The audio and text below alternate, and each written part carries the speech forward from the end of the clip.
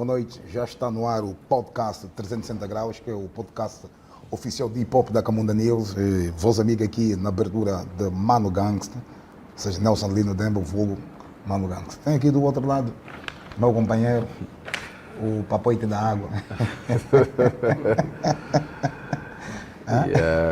Isidro Fortunato. Ok. Equipa 360 Graus para mais uma daquelas que é a jornada de entrevistas com os maiores homens do xadrez político angolano. Olá, temos aí do outro lado no cadeirão, cadeirão mais big aqui de 360 Graus, camisa branca. Jerônimo Cissa, Okay. É um prazer enorme mais uma vez juntar a equipa e em conjunto então conversarmos com o nosso convidado. Ok. E professor Helder Mavenda, Ok. mais uma vez na senda da jornada de entrevistas, com o intuito de fazermos uma interação entre a classe política, a elite política, aquelas pessoas que têm poder de decisão sobre o futuro do nosso país e a sociedade, porque sabemos que há um déficit de debate em Angola, há um déficit de interação entre políticos e a sociedade. Então, por via de 360 Graus, por via da Camunda News, nós estamos nesse sentido a fazer, tentar preencher esse vazio. Ok.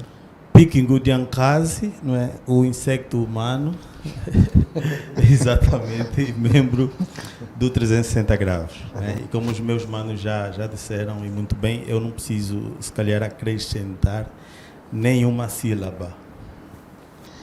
Desde já queremos agradecer aos nossos patrocinadores, né?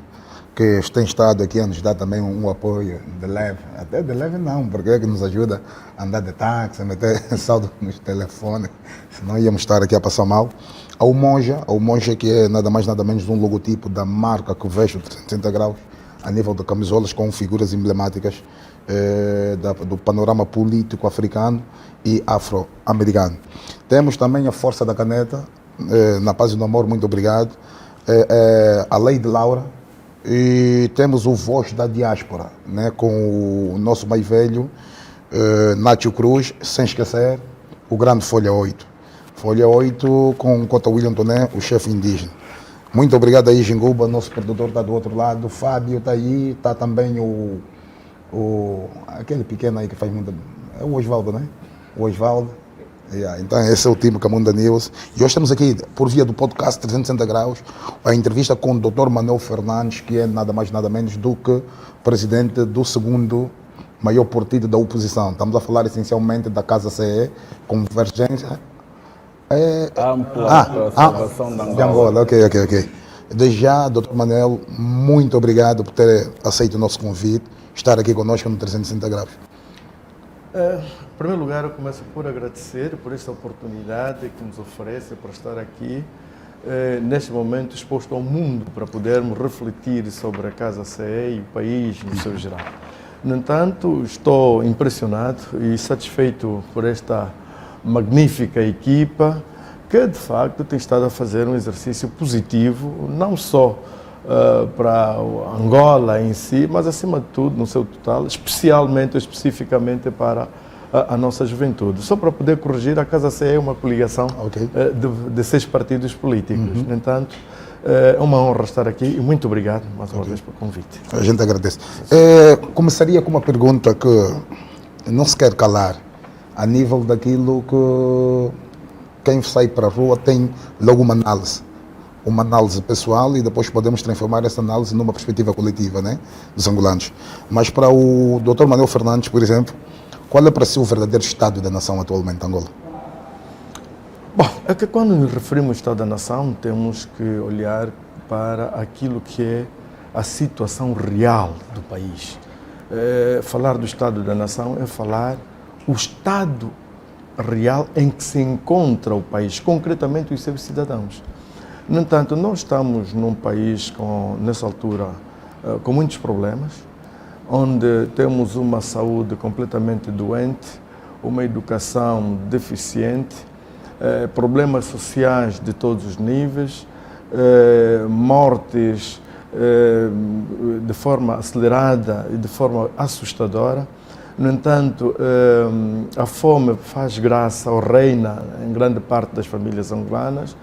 Os chefes de família não conseguem ter pão nem leite para dar aos filhos. No entanto, é um problema periclitante que temos no nosso país. No entanto, para falar de que há aquela Angola que às vezes aparece nos ecrãs, mas tem aquela Angola profunda, aquela Angola que corresponde com a realidade de cada cidadão. Daquele cidadão que, se tiver um arroz com chá na mesa, não sabe o que poderá dar na hora subsequente, no tempo subsequente, à sua família, aos seus filhos. No entanto, estamos numa situação bastante difícil. É uma situação constrangedora. No entanto, para dizer que estamos num verdadeiro momento, o Estado de praticamente salva-se quem puder. Infelizmente, esse é o contexto atual que temos no nosso país. Ou seja, do Estado-nação que temos hoje no país. Pique, o Dr. Manuel Fernandes, atualmente presidente da Casa CE, tem um percurso biográfico. Exatamente. E era importante apresentarmos aquilo que são os dados biográficos do nosso convidado. Dr. Manuel Fernandes, cidadão angolano, nascido no dia 8 de fevereiro de 1972 em Quiteche, província do Uíge, formado em Economia na Universidade Privada de Angola, UPRA, é ainda professor e tem pós-graduação em Agregação Pedagógica Universitária, salvo erro. Devido à instabilidade política na década de 80, foi forçado a abandonar a província do Uíge e fixou-se em Luanda, onde deu continuidade aos seus estudos. Exerceu variadíssimos cargos, dentre os quais destacamos os seguintes. Em 1994 a 1995 foi secretário-geral do Partido de Aliança Livre de Maioria Angolana. Entre 2001 a 2008 foi secretário executivo dos partidos da oposição civil, POX. No quadriênio 2008 a 2012, presidente dos POX, e ainda em 2012, o quarto vice-presidente da Assembleia Nacional. Vice-presidente para Organização e Ação Política da Casa CE, coligação política, e presidente do Palma. Segundo vice-presidente do grupo parlamentar Casa CE, e atualmente é deputado e, como já dissemos, quarto vice-presidente da Assembleia Nacional. Este é o perfil do nosso convidado. Passou muito como secretário. Investigaram. Okay. Na verdade, todos nós temos um percurso. E eu entrei para a política com 21 anos de idade, com um atrevimento muito grande, porque não tive ninguém na família que me projetou. Foi mesmo no calor da juventude, naquele sangue quente, no entanto, que surgiu a ideia e a convite de uma pessoa já com alguma experiência de então idealizarmos um projeto político. Foi assim que, de facto, eu entrei para a política. Mas era só para corrigir aí um dado. Eu, de facto, sou natural de Quiteche, porque é a terra natal dos meus filhos. Eu posso corrigir aqui de que, na verdade, os meus pais, enquanto antigo combatente, meu pai, de facto, foi antigo combatente, esteve nas matas combatendo, depois o meu pai teve que ir no Congo Democrático como militar, e ele fez o seu treino militar na base de Quincuns, era ali. A minha mãe depois seguiu, eu e a minha irmã, o nosso cordão umbilical ficou no outro lado da fronteira. No entanto, mas é claro que nos nossos registros, quando voltamos aqui para o país, tínhamos 2 anos de idade, razão pela qual os meus dados pessoais consta que eu nasci, sou natural de Quiteche. É lá a terra, de facto, dos meus pais. Mas, na verdade, o meu cordão umbilical ficou na diáspora, não é? Mas era só para corrigir uma situação. Para sequenciar, de facto, eu passei por isso tudo e felicito-vos pela grande investigação que fizeram É verdade, foi isso mesmo, foi por ali que passei. Ou seja, na vida nós temos que saber seguir carreiras, não é verdade? Eu, quando estávamos há 2 anos das eleições, em 2012, eu comecei a refletir na altura e dizer, mas eu sou presidente dos POCs, será que já posso ser candidato a presidente da República? E, no entanto, honestamente e humildemente, eu disse que não, ainda tinha que ganhar alguma experiência. E foi assim que tivemos que procurar algumas personalidades com alguma experiência que pudessem ser cabeça de lista, então, dos POCs, pelo qual eu era presidente, e esse exercício todo que desembocou na criação da Casa CE, e foi preciso passar este tempo todo, ganhar mais alguma experiência política para hoje, então, estarmos aptos para o desafio que estamos a assumir. No entanto, eu comecei muito cedo na política, passei como secretário-geral do partido, depois passei a presidente, depois fui eletivo numa coligação também, lá os POCs, onde fui primeiro porta-voz, depois secretário executivo, depois de secretário executivo a presidente, e aprendi uma coisa, de que a humildade é importante para a projeção, para o crescimento de qualquer pessoa. E, no entanto, para se ser um bom chefe, também preciso ser um bom subordinado. No entanto, por isso é que eu sempre fui um bom colaborador das pessoas que trabalharam comigo. Doutor, na verdade, ouvimos aqui o vosso percurso político e, pelo que afirma aqui, na altura, para se tornar presidente, teve que pensar que precisava de experiência. E agora, pelo percurso que tem, será que, enquanto presidente da Casa C, teremos uma Casa C mais acutilante? Bom, a quando da minha tomada de posse, eu disse os desafios enormes que, pelo menos, eu trazia como propostas de inovação da nossa organização. E, no entanto, eu prometi que devia recuperar a mística da casa enquanto uma força política atuante e próxima do cidadão. E por isso mesmo nós estamos aqui, já temos estado a andar pelo país. Amanhã mesmo vou partir para uma digressão na Zona Sul, que vamos levar a Namibe, Huila, Benguela e até o Kwanza Sul. No entanto, este é o desafio a que me propus e é isto que estou a cumprir. E como vem, de facto, a casa está conseguindo recuperar a esperança dos angolanos de uma força política atuante, ou seja, como temos estado a dizer, de uma terceira via pelo qual os angolanos podem decidir o seu futuro. Porque as forças políticas são aquelas instituições pelo qual o cidadão empresta a sua soberania para este, em seu nome, poder dirigir e resolver os problemas da coletividade. No entanto, é isso que nós entendemos que é fundamental e é isso que nós já nos sentimos à altura de o fazer, e a Casa C está em franco crescimento. A grande estratégia que nós adotamos, como sabem, a Casa C sendo uma convergência, esta abertura de que ele é um amplo movimento e precisa de uma envoltura mais abrangente no sentido de poder alcançar os seus propósitos, os desafios pelos quais ele está a se propor a alcançar. E, no entanto, ela tem que estar aberta a várias vontades e várias sensibilidades. E, por isso mesmo, nessa altura, por força desta abertura, temos estado a receber várias vontades. A casa está a crescer, quer seja do ponto de vista quantitativo, quer seja do ponto de vista qualitativo, e estamos convictos de que vamos para o próximo pleito eleitoral no intuito de podermos obter uma boa safra eleitoral.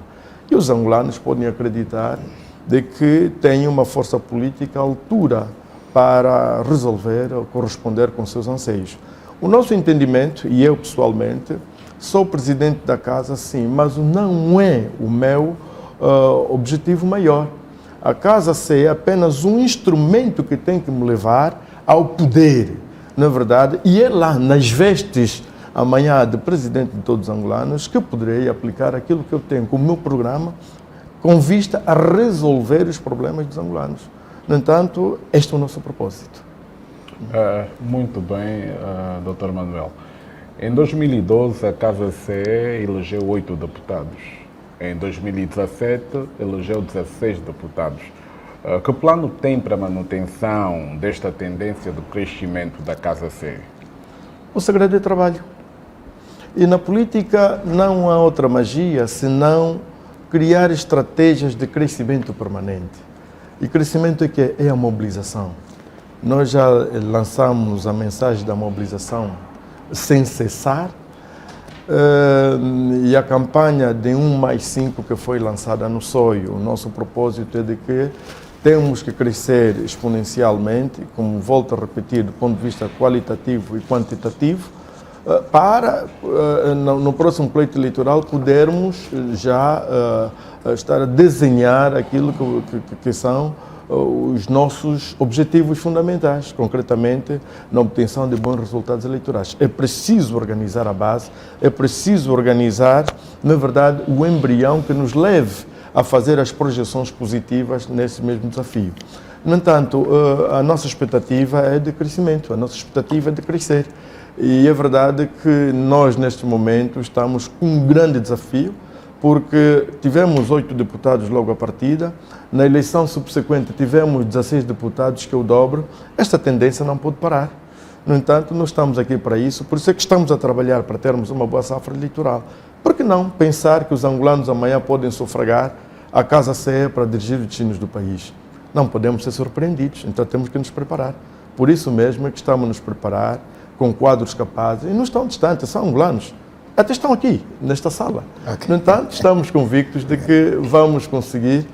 Os angolanos fiquem descansados, que está aqui uma grande força política, tem dirigentes comprometidos com o país, jovens que têm, que pensam com todo o patriotismo, não só para pensar nos seus bolsos, mas que olham para o outro com compaixão, no sentido de poder dar-lhe a dignidade que merece face às potencialidades econômicas que o nosso país dispõe. É uma vergonha. Todo o tempo nós andamos com as mãos estendidas em todo o canto do mundo, quando temos um país imensamente rico em todos os aspectos. Terras aráveis, recursos minerais, águas abundantes, enfim, paisagem turística muito bonita que nós até não sabemos aproveitar. Por isso mesmo é que só falta inteligência. E nós estamos em crer que sim, seremos capazes e vamos conseguir. Doutor, a partir de 2017, em que o presidente João Lourenço toma o poder, assistiu-se muita transformação na cena política em Angola. Por exemplo, a Casa C, em pouco tempo, nesse período, teve mais de 2 presidentes. O doutor agora é o terceiro. Será que também poderemos um dia testemunhar, ver a Casa C como um apêndice do MPLA? Ou então, gostaria, na esteira desta pergunta, gostaria que me dissesse, é verdade que David Mendes está com malas feitas para a Casa C? Bom, primeiro que digo que é impensável, aliás, é impossível, melhor, a Casa C ser um apêndice do MPLA. Porque, em momento algum, eu que estou aqui a falar, já fui da JMPLA, eu vim do MPLA. Se quisesse, não teria saído do MPLA. No entanto, hoje, enquanto líder político, o meu propósito é Angola e os angolanos. E porque estou aqui a lutar para fazer diferente. Porque se for para ser um apêndice do MPLA, devia ter desistido desta luta. Porque, em momento algum, nós temos um propósito, nós temos um objetivo, que é Angola e os angolanos. Uma Angola diferente, que possa satisfazer os interesses de todos por terem nascido nesta terra. No entanto, é livre de cada um pensar, de cada um... A questão, isso de pensar a sua forma, é um direito de todo cidadão. Todo cidadão tem o direito de pensar da sua maneira, de pensar correto e erradamente. No entanto, e quem pensar assim estará a pensar erradamente. Mas o tempo é o melhor mestre. Não estamos aqui para falar tanto. Vamos avançar, porque às vezes cogita-se, faz-se várias especulações. No entanto, nós não estamos interessados e nunca estaremos interessados, mas vamos olhar no nosso propósito, vamos olhar no nosso ideário, vamos olhar no nosso cronograma de ações que vai nos levar até lá. E continue a pensar assim, mas quando assustarem, como se diz na gíria, já está, lá estaremos. Isso é que queremos. Isso também é algo que quem fala é o MPLA. Bom, quanto a outra questão que diz que, não, eu penso que até quem é o autor desta palavra nem sequer é político, não é? Um jovem da moda e, no entanto, por isso é que todos estão a usar. Isso, ninguém pode reclamar a paternidade, na verdade, desta formação. No entanto, quanto a outra pergunta que diz o Dr. David Mendes, bom, eu, de facto, estou a ouvir isso, já ouvi na comunicação social. A verdade é que não tem nada de oficial até agora. Eu, como Presidente da Casa, não recebi ainda nada de oficial sobre esta publicação, sobre esta notícia do Dr. David Mendes. A Casa C é uma convergência, ela é uma coligação que é integrada por vários partidos políticos, é um instrumento de luta e que requer a participação e a congregação de várias vontades. No entanto, eu penso que quem quiser aliar-se à Casa é sempre bem-vindo. Vamos ter que refletir, a Casa não terá a fechar as portas para ninguém. Mas a verdade é uma, né? A Casa C tem os seus órgãos, tem uma liderança, tem as suas estruturas, e é claro que nós fomos postos aqui para conduzir os destinos da Casa CE e também fomos postos aqui para fazer da Casa CE o instrumento político que terá que nos levar a cadeirão máximo do Estado angolano. Ok, doutor. Em 2019, Abel Chivukuvuku, presidente da coligação, foi destituído, né, da presidência. Em fevereiro deste ano, 4 dos 6 partidos que integram a coligação exigiram a demissão de André Mendes de Carvalho Miau. Facto que se efetivou.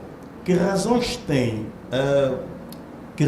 têm os angolanos para confiar num partido que apresenta esse nível de volatilidade? Bom, muito obrigado. Primeiro, esclarecer o seguinte, é que não se trata de uma volatilidade. Trata-se de atos que aconteceram em determinado momento do seu percurso e que teve razão de ser. E permitam-nos aqui esclarecer o primeiro momento. Como sabem, e aliás nós já ouvimos dizer várias vezes de que o primeiro presidente foi corrido ou foi retirado à força. O que se passa, na verdade, isto é público, de que chegou a uma certa altura em que não se conseguiu o processo da transformação, da fusão. Então, isso fez com que se despoletasse no seio da Casa, na verdade, a necessidade de se criar partidos políticos. E na altura, todos os partidos políticos não recebiam quase nada. E foi-se ver que os partidos estavam a ser criados usando os meios financeiros, humanos e técnicos da Casa. E foi dali que os partidos viram que era necessário, então, também ter algum direito, na verdade, patrimonial. Não se conseguiu encontrar consensos, mas depois foi possível encontrar-se consenso neste capítulo, e depois viu-se, então, a necessidade de se avançar para a paridade, na medida em que, já que estava a se criar partidos políticos no seio, que depois ficou apenas um, porque o outro projeto não teve pernas para avançar. Então é assim que, na altura, especulava-se que depois daquele partido ser legalizado, alguns atores iriam abandonar a coligação e partindo para o novo partido, para o novo ente que estaria constituído. Foi dali, então, que os demais entenderam da necessidade de ter que se evoluir para a paridade. Isto é, quer dizer, todos os direitos fossem usufruídos, na verdade, de forma paritária. Tais como o direito de indicar responsável, quer seja a nível municipal, a nível provincial, porque a Casa CE era constituída maioritariamente por cidadãos, dirigentes, que não faziam parte dos entes constituintes da Casa. E viu-se que era um perigo muito grande, já que havia a ideia de que depois desse partido ser legalizado, todos que não fazem parte dos partidos vão para esse novo ente constituinte e vão deixar a Casa, viu-se que era um perigo. Então havia necessidade de se definir paridade. Quer dizer que se são 18 províncias, vamos dizer que nós vamos dividir 18 províncias por X, onde os independentes também eram tidos como um ente constituinte da coligação.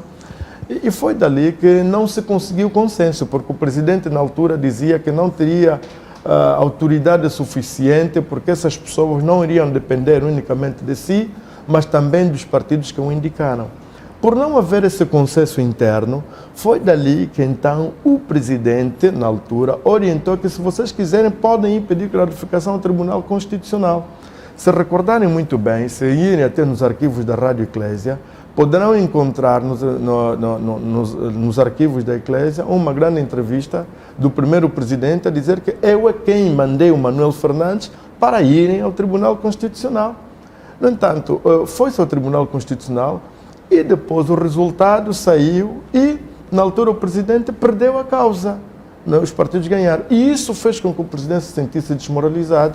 E passo seguinte, despoletou-se uma crise no grupo parlamentar, partiu-se o grupo parlamentar em 2 grupos, não havia coesão, pedimos para que o presidente intervisse na altura. O presidente dizia que não tinha mais força de poder intervir junto dos mesmos, porque ele já tinha sido retirado dos poderes e estava a partilhar os poderes com os partidos. Viu-se uma perca de ânimo, então, do presidente para continuar com os trabalhos já da coligação e, por isso mesmo, então, viu-se que o presidente, na altura, já não tinha força nem vontade de continuar, mas também não queria ele demitir-se. Então, criou-se uma certa situação e um certo desgaste aos partidos políticos, podemos assim dizer, de aguentar aquela monotonia, até então que chegou o momento desses dizerem, por perca de confiança, no entanto, temos que tirar o presidente da liderança. Este foi o primeiro momento.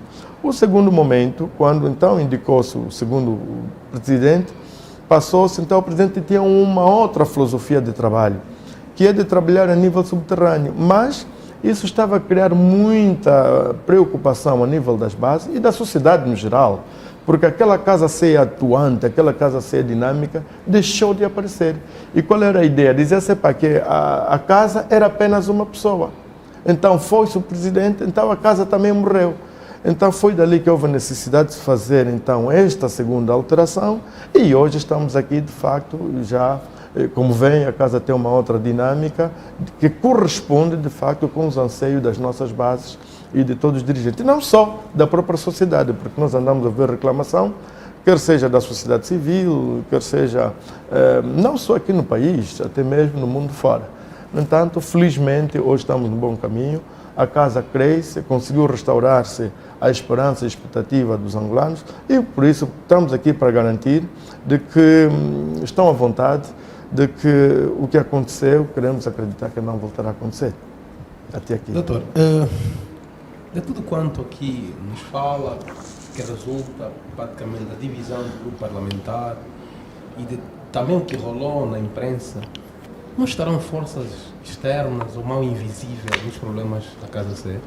Infelizmente, eu acho que há um problema aqui na nossa política nacional, de que às vezes os problemas internos são constantemente imputados a terceiros. Não, nós devemos ter consciência suficiente também de refletir e dizer aqui que não há mão invisível nenhuma. Mas como sabe muito normalmente bem. o doutor quer desculpar, né? E indo na senda continuar com a resposta, né? Mas quando a gente fala mão invisível, a ideia que se tem diretamente é o MPLA. Exatamente isso. Sim, mas é isso que eu estava Essa a mão dizer. invisível para nós é o MPLA. Sim, mas como sabem, eu, por exemplo, sou uma das pessoas que fui muito próximo ao primeiro presidente e ele sabe, se estiver aqui, ele tem prova do quanto eu sou uma pessoa fiel aos meus propósitos e que não aceito esse tipo de jogadas. Eu não aceito. E, no entanto, aqui posso garantir de que mão invisível, mão do MPLA, não existe. Em momento algum, eu que estou aqui a dizer, não sei, nunca tive num encontro com qualquer responsável do MPLA para ditar esta ou aquela situação, isto não. O que aconteceu são mudanças naturais da própria dinâmica da organização. Não podemos aqui imputar essa responsabilidade a terceiro, a este ou aquilo, não. No entanto, são situações nossas mesmo na Casa 6. Só para ver que nós não temos problemas. Por exemplo, eu pessoalmente não tenho problema de relacionamento com nenhum dos meus antigos companheiros, mesmo até os antigos presidentes. Aliás, o último presidente, nosso companheiro até agora, praticamente é um dos meus conselheiros, posso assim dizer, estamos no grupo parlamentar, não temos problema. No entanto, não digo mesmo com o primeiro presidente, porque ele está em outros projetos, está tendo um projeto político, não estamos juntos, não é? Partiram, praticamente desvinculou-se da casa, é muito natural, é democrático e é normal. E só para dizer aqui que estão à vontade, os angolanos fiquem à vontade, que tudo que aconteceu na casa não se trata de mão invisível nenhuma. São processos e fenômenos naturais que aconteceram de forma natural, por força da dinâmica interna da organização. Dr. Manuel, a direção da coligação da Casa CE suspendeu o Bloco Democrático das funções da vice-presidência para questões eleitorais em virtude da participação na lide Justino Pinto Andrade na conferência tripartida. Mas isso não lhe parece uma medida, de certa forma, extrema? Não, apenas estamos a ser coerentes com aquilo que é o ideal. O extremo até seria uma posição mais dura. Não, eu penso que é o normal. Porque assim, a Casa C é uma coligação eleitoral, não é? E sendo também uma coligação de concertação permanente. No entanto, nós aqui já estamos a traçar estratégias para a participação conjunta nas próximas eleições. O Bloco Democrático era simplesmente a vice-presidência para os assuntos eleitorais.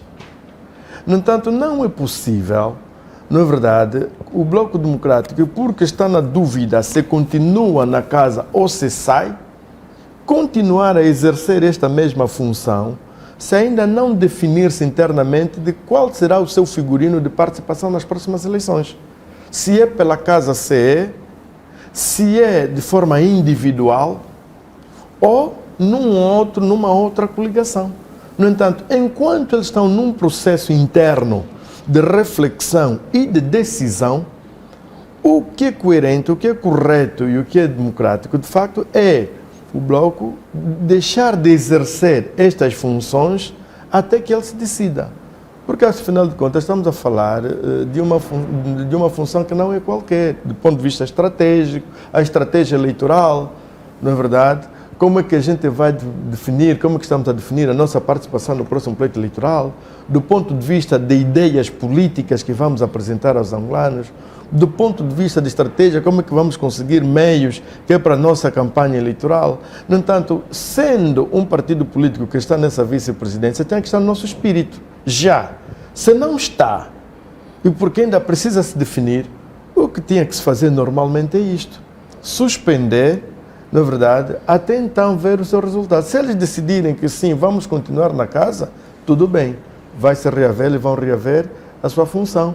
Se o Bloco Democrático entender que não, vamos de per si as próximas eleições, ou vamos num outro instrumento político comum, que não é a casa, no entanto, também deixará ou seja, vai em paz, e a Casa C não terá nenhum recalcamento, nem nenhuma preocupação, porque ao longo deste tempo que estamos a trabalhar, de facto, ela até suspendeu, na verdade, a sua função. Ou seja, daquilo que é estratégico, daquilo que é o figurino da nossa participação, aquelas políticas que nós estamos a traçar de como é que vamos nas próximas eleições, no entanto, se esta for decisão, não teremos estragos maiores. Porque, como se sabe, nas eleições, todos nós somos concorrentes um do outro. Não podemos permitir que alguém que sabe a minha estratégia, eu sei que ele não vai amanhã comigo, fique comigo, perceba-se de toda a minha estratégia e depois amanhã vamos dizer, meu amigo, bye bye, estou a ir embora. Não, seria infantilismo político de toda a parte. No entanto, nós não poderíamos aceitar isso. Ok. Doutor, tem alguma coisa contra a aproximação entre a UNITA, o Bloco Democrático e o projeto político para já representado por Abel Chivuco, de quem até agora evita pronunciar o seu nome, tratando-lhe apenas por o primeiro presidente? Não, porque isto é importante, não é falta aqui de humildade de minha parte, mas às vezes não fica bem repetirmos muitas vezes porque às vezes também isso inquieta, né? Porque às vezes o outro não quer ser citado a toda hora. Mas todo mundo sabe que quando falamos do primeiro presidente estamos nos referir ao Dr. Abel Chivucovuco. Bom, primeiro dizer o seguinte, que nós desejamos o maior sucesso dos companheiros que vão idealizar, se tiver que idealizar uma outra força, uma outra coligação, né? Aliás, o que o país precisa é de forças políticas fortes para juntos, então, amanhã, alterar-se o quadro político do país. Mas o grande problema que se passa não é não aceitar, não. O meu problema é o seguinte, sendo a Casa C uma convergência, uma coligação eleitoral, esse é o primeiro aspecto, não nos parece correto, neste preciso momento, nós estarmos a projetar, ou seja, admitir uma participação num outro projeto político onde nós não fomos tidos nem achados. Como sabem, a Casa C é uma coligação eleitoral onde o Bloco Democrático faz parte. No entanto, as entidades que estiveram na base da criação deste projeto, se assim podemos dizer, ou deste pensamento político, por que não foram ter com a Casa C, de onde foi o Bloco Democrático, né, onde faz parte do Bloco Democrático, entenderam contactar o Bloco Democrático? É porque acharam de que, pronto, para eles não interessa o resto. Então, para nós não estamos preocupados com os outros. Nós temos que estar preocupados conosco mesmo. Não é verdade? Temos o nosso propósito, temos o nosso caminho, nós vamos avançar. Porque a pergunta que se coloca, e nós aqui deixamos, por que se faz a pergunta se a Casa C vai ou não, e não se pergunta aos outros o porquê que não vieram ter com a Casa CE no momento quando pensaram para fazer esse instrumento, ou para ter esse pensamento. Agora, também uma coisa que é certa, eu estou aqui com toda a sinceridade, não acredito numa possível coligação, na verdade, em que a UNITA venha aceitar participar das eleições sem os seus símbolos. Não quero acreditar. O que provavelmente estará a se projetar é uma ampla integração de vários atores políticos dentro da lista da UNITA. Isso sim, é possível, mas eu não estou a ver, não acredito, conheço, sendo a UNITA um partido histórico tradicional conforme é amanhã, quer dizer, ele participar nas próximas eleições sem a sua bandeira, não acredito nisso. No entanto, por isso mesmo é que esta frente, se assim podemos dizer, é uma frente nominal, mas que não vai se concretizar amanhã no boletim do voto. Por isso mesmo, como não estamos aqui para desviar a nossa atenção naquilo que é a nossa preparação para o desafio maior, que são as eleições, então não estamos preocupados. Os outros estão a fazer este exercício, estão a refletir, que o façam. Mas nós temos o nosso caminho, nós temos o nosso propósito. Podemos consertar, podemos refletir o país, podemos ter convergências paralelas, mas a Casa CE amanhã vai participar nas eleições. Tal como tenho a certeza que a UNITA também vai participar das eleições. Eu não acredito que a UNITA venha deixar da sua bandeira e criar-se uma coligação, um novo símbolo, uma nova bandeira para participar das próximas eleições. Não acredito. No entanto, isto eu chamo talvez de um diversionismo político e nós não queremos disso, não estamos dispostos para isso. Temos um propósito, queremos recuperar o tempo perdido, porque ficamos pouco tempo, esse tempo de 2 anos, com esse teatro todo parado. No entanto, queremos correr atrás do tempo, porque o desafio já vem aí, que são as eleições. Dr. Manuel, mantém uma relação de cordialidade com o Dr. Abel Chivucovuco e o Almirante Miel? Bom, o mais velho Abel, eu às vezes chamo de Manuel Abel, né?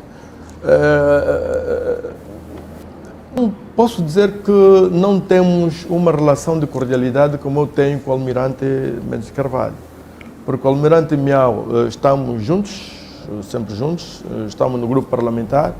Ele nesse momento não está a exercer nenhuma função ativa na nível da coligação política, a seu pedido, mas presta todo o trabalho no grupo parlamentar, participa de forma ativa, mas sempre que eu tenho algum pensamento, consulto, ele dá sempre as suas ideias.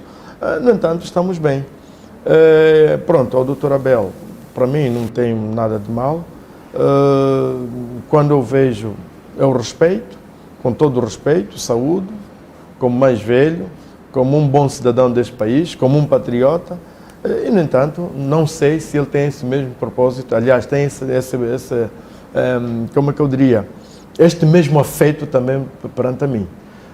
Pronto, mas eu não tenho que pensar, não tenho que falar do outro, tenho que falar de mim. Para mim não tenho nenhum problema, não tenho problemas com ninguém. Dr. Fernandes, tem a pretensão de suspender o seu mandato como deputado da Assembleia Nacional para dedicar-se exclusivamente à presidência da Casa CE, tal como fez o líder da UNITA? Bom, não estou informado desta suspensão do líder da UNITA, do seu mandato a presidente do partido.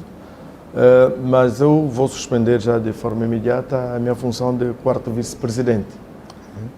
Isto eu vou suspender porque eu sou, enquanto presidente da Casa, sou membro do Conselho da República, no entanto não tenho que acumular tantas funções. Não há de facto algo que impeça de poder o fazer, mas também seria irracional. No entanto, eu daqui a pouco vou ter que já apresentar. Só estamos a ver alguns aspectos internos, mas depois terei que suspender a minha função de quarto vice-presidente da Assembleia Nacional. No entanto, nesta fase da pré-campanha, é verdade que precisamos estar mais junto do cidadão e também temos esta abertura, temos esta possibilidade e por isso, mesmo em tempo de pandemia, estou agora a partir para um périplo, para uma digressão melhor no interior. No entanto, este é o trabalho de todo e qualquer político, de todo e qualquer dirigente. No entanto, estou consciente daquilo que as minhas responsabilidades, enquanto presidente da Casa CE, face aos desafios maiores que tenho e encontrar formas de contornar os obstáculos para, então, facilmente atingirmos os objetivos que nos preconizamos. Pois, doutor, há uma opinião generalizada de que a Casa C vivia à sombra do carismático Dr. Abel Chivucovuco. E após a sua saída, portanto, pensa-se muito que a Casa C vai decair. E que comentário tem a fazer a respeito disso? Bom, é normal cada um pensar. Eu já disse que as pessoas têm o direito de pensar certo e pensar errado. É um direito que cada cidadão tem. Mas também as pessoas tiveram chegaram a esta conclusão, porque na altura, na Casa, nós tínhamos tomado uma decisão e uma estratégia de que todo mundo tem que trabalhar para a promoção da imagem do líder. Todo mundo tem que trabalhar. Por isso é que os programas de trabalho fundamentais que tínhamos na Casa eram dois apenas, o 15-15 e o 7-7. Que era o programa do presidente no interior e o programa do presidente cá em Luanda. Cá em Luanda era o 7-7, de 7 em 7 dias estar na periferia, e o 15-15 que é estar no interior. Bom, no entanto, a minha filosofia é diferente, e eu estou a trabalhar no sentido de, em vez de fazer com que eu esteja em frente e dar a imagem de que eu estou a levar a Casa às costas, não, é fazer da Casa uma verdadeira máquina política à altura de levar o seu candidato às costas. Por isso é que estamos a estruturar a Casa a todos os níveis, até nos municípios, ter responsáveis à altura, estruturas ativas, trabalho de formação política dos quadros, enfim, para então fazer da Casa CE um verdadeiro instrumento político, uma verdadeira locomotiva à altura de levar o seu candidato pelas costas, porque não pode ser o contrário, não é verdade? A organização é que deve ser a máquina, a organização é que deve trabalhar para a imagem do seu candidato. A organização é que tem que mobilizar vontades para o seu candidato e não pode ser o contrário. E no passado, por força deste programa que tinha, o que é que acontecia? Nós às vezes íamos, o líder saía, o presidente saía, ia no interior, fazia o trabalho de mobilização, mobilizava, mas não tinha uma estrutura local com capacidade suficiente para absorver a vontade do cidadão. Por quê? Porque a nossa estrutura não estava lá. No entanto, nós precisamos fazer diferente, que é de trabalhar localmente, estender a máquina localmente, tão logo o líder tiver que aparecer, aliás, quando o líder tiver que aparecer, já vai encontrar a estrutura está lá, ela é que vai fazer o trabalho de mobilização e então lá estarão os cidadãos para ouvir, na verdade, o que é que o líder tem, qual é a mensagem que tem para os angolanos, o que é que ele pensa sobre Angola, o que é que ele pensa sobre o futuro, o que é que ele pensa sobre nós. No entanto, esta é a nossa filosofia de trabalho. No entanto, é um falso problema isso de se pensar de que a casa, nós reconhecemos, eu reconheço o papel que o Dr. Chivuco Vuco desempenhou, como o papel que muitos outros desempenharam, porque, na verdade, a Casa CE teve trabalho de muita gente, muitos conhecidos e há muitos desconhecidos, mas que cada um, à sua medida, à sua maneira, fez o seu trabalho. Reconhecemos, sim senhor, o grande trabalho, a figura enorme, a forma incansável como o Dr. Chivuco Vuco trabalhou, mas também é resultado de uma colaboração ou da colaboração de vários outros atores que deram também o seu litro, quer seja de forma direta e indireta, quer seja os conhecidos e os desconhecidos. No entanto, esta é a mais pura verdade. E eu não sou um daqueles que diz que na organização, um é que trabalhou para todos. Só. Quer dizer, todos estão ali na organização, mas só um é que trabalha. Não é verdade e não é possível. Na organização todos trabalham à sua maneira, à sua medida, mas é uma equipa, na verdade, é um conjunto de pessoas que trabalham para conseguir os resultados. No entanto, esse é o nosso ponto de vista. Doutor, o presidente João Lourenço, ao eleger-se, tinha como bandeira o combate à corrupção. E hoje assistimos uma certa insistência no modelo de contratação simplificada. Não acha isto um incentivo à corrupção? Por exemplo, temos uma empresa, o Matapalo, que ganha muitos concursos com base nesse modelo de contratação pública. Não, na verdade, do meu ponto de vista, eu disse que a contratação direta, eu acho que é apenas uma mudança de nomenclatura, porque isso é o mesmo que se dizia adjudicação direta. E agora mudou para a contratação simplificada. Não, não é correto. Eu penso que, do ponto de vista de transparência, seria bom se tudo se oferecesse oportunidade a vários atores, não é verdade, do mesmo ramo de especialidade, com as mesmas valias técnicas, poderem concorrer para o mesmo propósito. Esta questão de adjudicação direta, eu não diria que estimula a corrupção, mas eu penso que fere o princípio da transparência, belisca, não é? Porque deixa-se de dar oportunidade a um que é para poder dizer até onde é que ele pode fazer, e na contratação simplificada faz-se a leitura apenas a uma determinada entidade que esta é quem vai fazer o trabalho e por isso vamos ter que lhe dar esta ou aquela empreitada. Não é correto do meu ponto de vista. E eu acho que se estamos aqui numa luta de poder moralizar a sociedade, acabar com aquilo que levou o país à situação difícil em que se encontra hoje, deveria-se também deixar algumas práticas que levaram o país ao contexto que temos hoje. No entanto, quando se fala de que precisamos de um novo contexto, precisamos moralizar a sociedade, precisamos conferir uma nova Angola, uma nova realidade do país, teria que haver coragem, pelo menos, de esta prática de contratação simplificada fosse evitada e pudesse conferir a oportunidade a vários atores concorrerem e poder vencer aquele que oferecer melhores serviços e também em que o Estado se sinta ou se vê obter maiores vantagens, quer seja o binômio custo-benefício, não é? No entanto, eu acho de que esses seriam os elementos fundamentais que deveriam permitir, pelo menos, quer seja nos contratos para obras e a outras oportunidades, deixasse então de avançar para a simplificada e avançar para contratos públicos. Mas para dizer também que não é ilegal. Infelizmente, isso não é ilegal porque o ordenamento jurídico assim permite, mas é só do ponto de vista da ética e da moral, seria bom que se pudesse avançar, talvez, para concursos públicos e não, então, sim, a contratação simplificada. Ok, doutor, enquanto quarto vice-presidente da Assembleia Nacional e ainda integrante da quinta Comissão Econômica, como vê, não é, qual é a tua opinião em relação aos indicadores macroeconômicos do país? Não, na verdade, mesmo a nível da quinta comissão, que nós estamos a debater várias vezes, uma coisa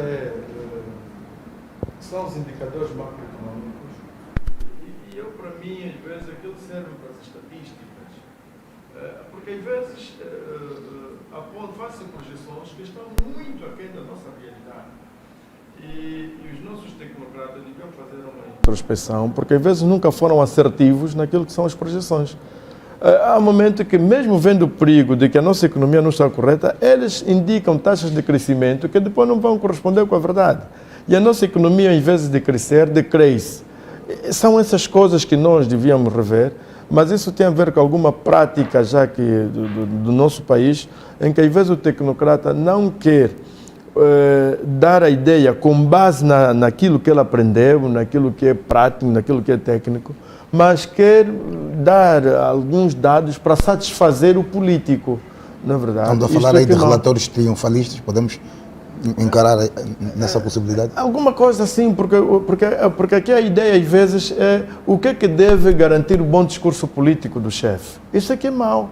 No entanto, os nossos tecnocratas deviam fazer a leitura real do nosso país, na verdade, e avançar em indicadores positivos. Nós, na altura, quando dizíamos, e fazer uma pequena resenha histórica do nosso passado, quando nós, na altura, apontávamos os perigos da manutenção da petrodependência, que havia necessidade de se criar músculos à nossa economia, olhando para outros investimentos, dizia-se que não, nós éramos uns lesa-pátria, que não estávamos a ver, que nós só queríamos tirar pedras, mas que a nossa economia estava robusta, que em momento algum ela devia decair, porque estamos... Ora, e fosse ver que a nossa economia, afinal, é um elefante branco. Não é verdade? E foi através disso que se cometeram muitos erros, como realizarmos um CAN e sem ter retorno, porque não houve bilhete a funcionar. Antes, pelo contrário, o estádio é que oferecia bilhete para as pessoas irem no estádio ver o futebol. Isso por quê? Porque os nossos tecnocratas não conseguiram fazer a leitura, dizer que não, esses bilhões de dólares que vamos investir no CAN não vai ter retorno. É melhor pouparmos isso. E vamos fortalecer o setor da agricultura, vamos o setor do turismo, porque há países como a Singapura só vive do turismo, por exemplo, e é uma economia robusta. Nosso país completamente abençoado, mas está. Mas isso também tem a ver com algumas filosofias econômicas erradas. O problema não são os indicadores, mas o problema é mesmo também as políticas que são concebidas para a autossuficiência, podemos assim dizer, do nosso país. E um dos grandes erros é a manutenção da nossa realidade econômica como um país exímio exportador de matérias-primas, não é verdade? E importador de produtos manufaturados das matérias-primas que exportou. Ora bem, as pedras que saem, por exemplo, no Namibe, de mármore, que são depois dilapidadas na Itália, voltam aqui com uma patente italiana, como um produto italiano, mas essas pedras saem daqui do Namibe. O nosso petróleo, na verdade, sai daqui, não é refinado na Nigéria, em outros países, nós depois voltamos a importar, a comprar a gasolina, o gasóleo refinado. No entanto, é falta de uma visão estratégica. Nós aqui temos que, para nós termos que ter um desenvolvimento sustentável no nosso país, temos que resolver um problema. Problema da agricultura, mas não é essa agricultura do campesinato, uma agricultura mecânica, uma agricultura que venha gerar desenvolvimento, uma agricultura que venha transformar a pessoa que está a produzir no campo num cidadão com dignidade e não um cidadão que temos hoje, que o que caracteriza o camponês é aquele cidadão que vive no mato, dorme no chão, anda descalço, de roupa suja, cozinha nas lenhas. Desde a independência até hoje não houve evolução nenhuma. É papel do Estado haver políticas de promoção social para ver se tira-se essa realidade do cidadão que está no campo. E a outra situação, por exemplo, é esta situação de evoluirmos para uma revolução industrial no nosso país. Nós temos que sair de uma diplomacia de investimento em que ano após ano vimos que o nosso Estado está sempre, depois da aprovação do OGE, como o nosso OGE é sempre deficitário, na verdade, depois tem que se recorrer à fonte de recurso para cobrir o déficit orçamental. No entanto, temos que pedir dinheiro aqui, que é aos empresários nacionais, com títulos de tesouro, ou ir fora. Então, quando estamos a ir fora, já estamos a falar na diplomacia de financiamento. Eu tenho estado a dizer, nós temos que evoluir, sair da diplomacia de financiamento para a diplomacia de investimento. Na verdade, o que é que nós temos que fazer para os grandes investidores virem deixar o seu dinheiro aqui no país, montarem fábricas no nosso país? Então, temos que trabalhar na base. O que é necessário? Temos que melhorar o ambiente de negócio. Vamos ver isso. O que é necessário? Ver o problema da energia elétrica, o problema da água potável, das vias de comunicação. Vamos resolver. Alta de preço da rede hoteleira está muito cara, inibe as pessoas viajar para o país. O que é que nós temos que fazer para baixar isso? Sai esse conjunto de situações que devem ser refletidas, na verdade, que para podermos então potenciar e mobilizar os investidores. Mas um elemento fundamental no contexto atual que estamos a atravessar, que nós temos que resolver, primeiro, temos que estabilizar a nossa política monetária e cambial. Enquanto estivermos nessa situação de uma moeda bastante instável, com uma população completamente pobre, sem capacidade de compra, o cidadão, para vir investir no país, ele vai fazer contas. Eu vou gastar X milhões de dólares. Há mercado, vão vender, o que eu produzir, vou produzir. Vão comprar, as pessoas vão comprar. Quando as pessoas sabem que a população maioritária é pobre e que o investimento que eu vou fazer, não sei se vai ter retorno ou se não, isto inibe também os investimentos. No entanto, este conjunto de situações que devem ser vistas e ultrapassadas, mas eu acho de que precisamos dialogar mais. Quem governa deve se abrir o diálogo e buscar, na verdade, outras valias na própria sociedade, e não só confiar naqueles que são consigo a nível da governação.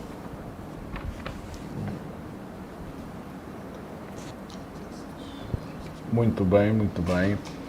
Dr. Fernandes, como olha para a nossa questão do endividamento público, uma vez que temos uma dívida de 134% do produto interno bruto, e como é que olha para a problemática do desemprego?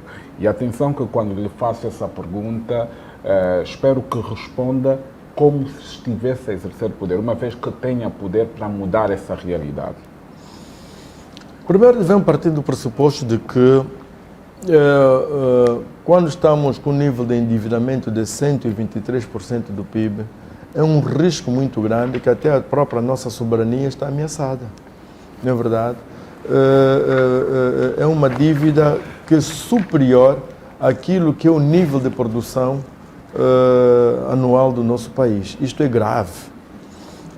E quanto mais, às vezes, termos um único credor com uma soma avultada deste mesmo endividamento.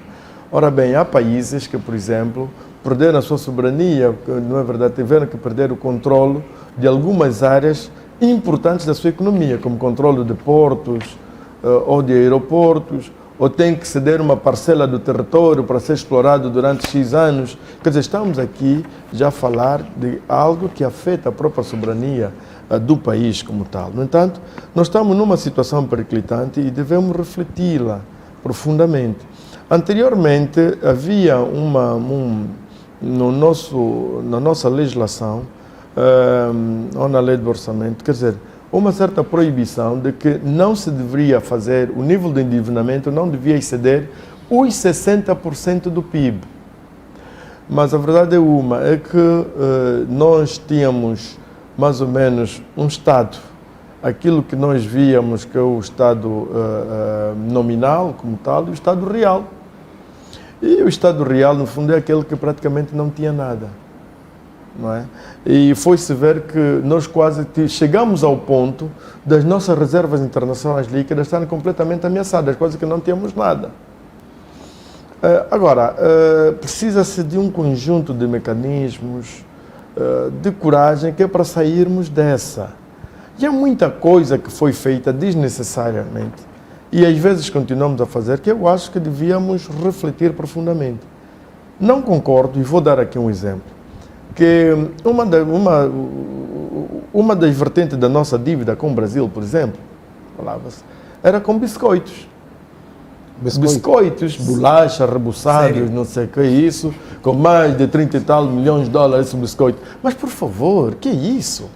Biscoito qual? Bolacha. Bolacha. Então, estamos a falar isso, é só olhar para bem, é só olhar muito bem para aquilo que são o nível de endividamento que a gente tem, as nossas linhas de endividamento com vários países, vai encontrar essa realidade.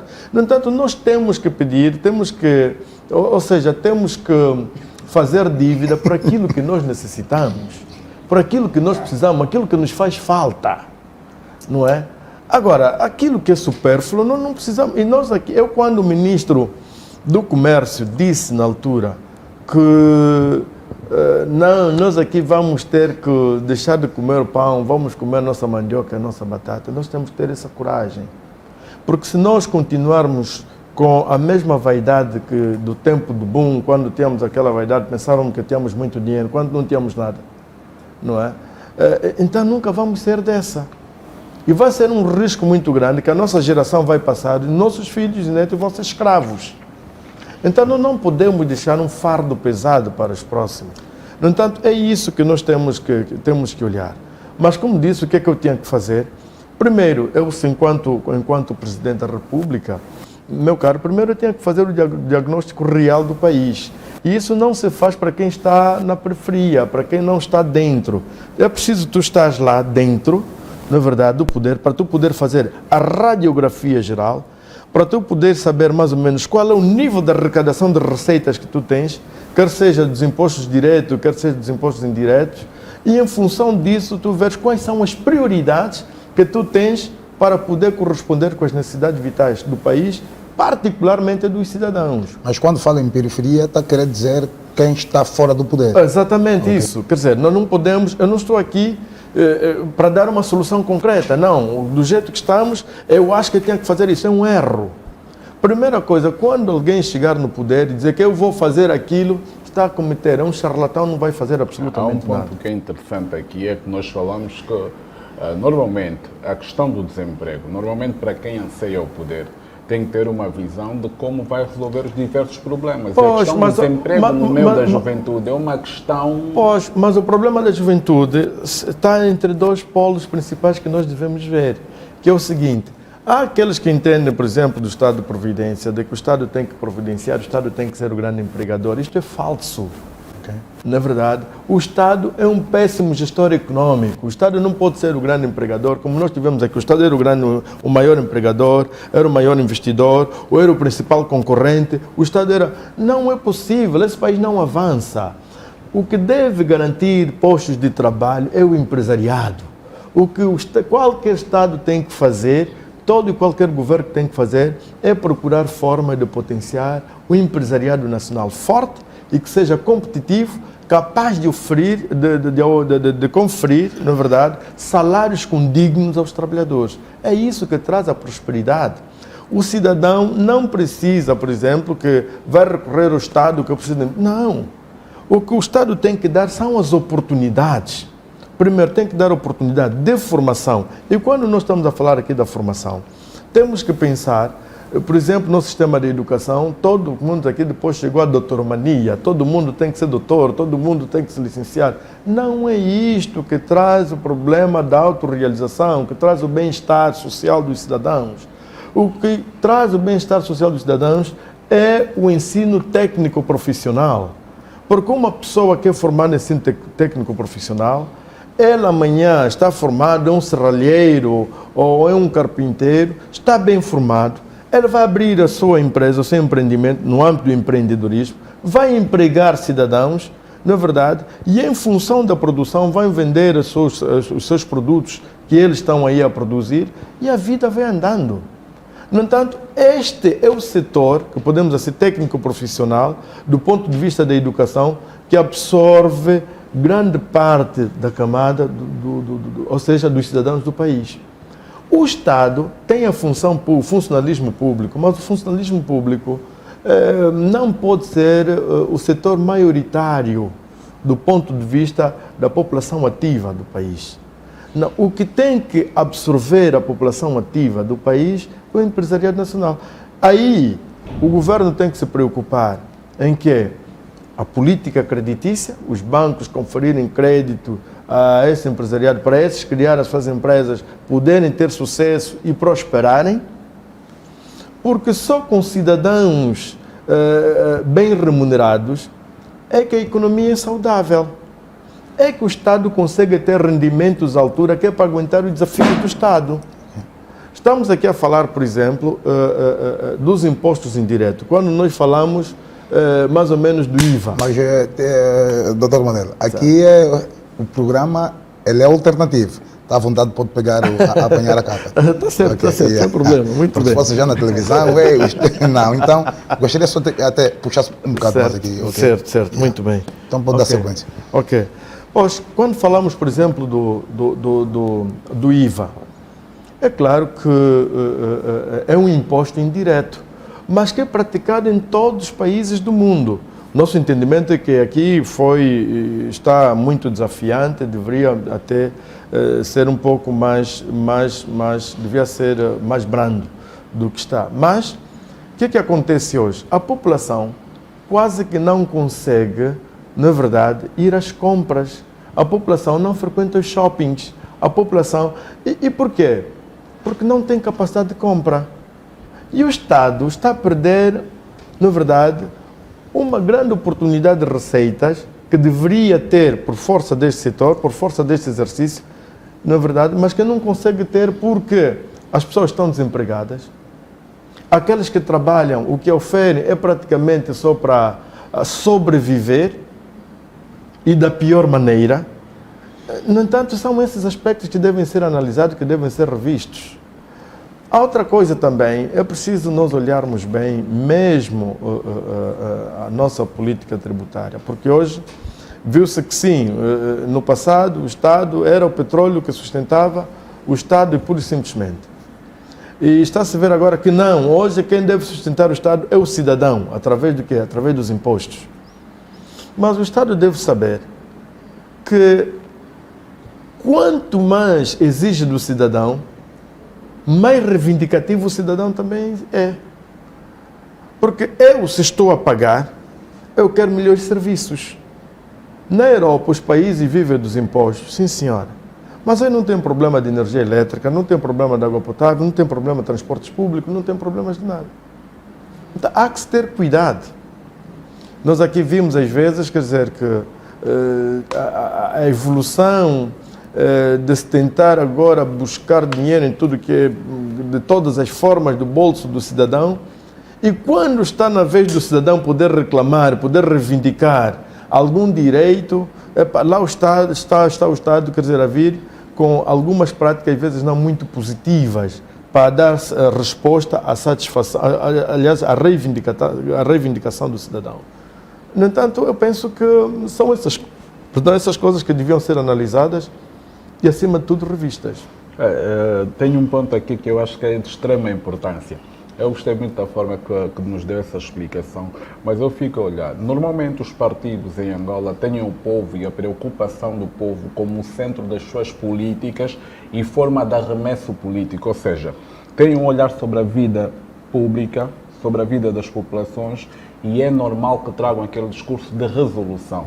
Mas dentro desse aspecto, eu fico a me perguntar, não acha um insulto num país em que o salário são 21.454 kwanzas,10 cêntimos, um deputado como o senhor ter tantas regalias, vamos lá ver, o Lexus, ter aí o combustível pago e depois falar em nome do povo, isso não é controverso?